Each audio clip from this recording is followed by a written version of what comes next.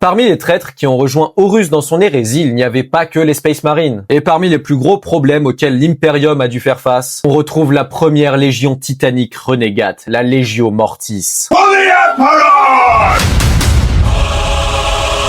Mais même avant d'avoir rejoint l'hérésie, elle inspirait déjà la crainte au sein de l'Imperium. C'était l'une des 3 premières légions titaniques à avoir été créée, et elle était d'une fidélité sans nom à l'égard du Fabricator général. En gros, c'est le big boss de l'Adeptus Mechanicus. La légion n'hésitait pas à massacrer tous ceux qui n'obéissaient pas à ce Fabricator. Après avoir lutté aux côtés d'Horus durant la Grande Croisade, ils n'ont pas hésité une seconde à le rejoindre durant son hérésie, participant à la purge d'Isstvan III et se frottant aux forces résistantes menées par Saul Tarwitz. Ils ont ensuite participé à la bataille de Terra, avec la mission qu'Horus leur avait assignée de détruire les murs du palais impérial. Une fois arrivés sur la capitale impériale, la Légion était méconnaissable. Corrompue par le chaos, les glorieux titans étaient maintenant d'horribles monstruosités. Sur les 200 machines que comptait la Légion, la défaite de l'architraître coûta une trentaine de titans à la Legio Mortis. Et après la fin de la bataille, ils se sont enfuis au cœur de l'œil de la terreur, se cachant depuis 10 000 ans attendant de refaire surface pour tenter d'éradiquer l'Imperium. N'oublie pas le code TORN sur Rebelforge pour 3% de réduction supplémentaire